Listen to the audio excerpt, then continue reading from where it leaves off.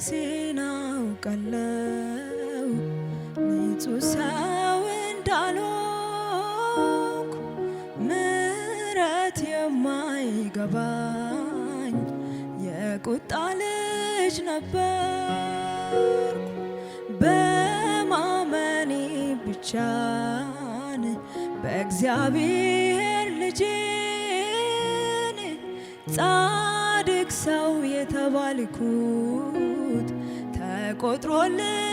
እንጂ ኢየሱስ የነፍሴ መዳኛ ኢየሱስ እውነተኛ ዳኛ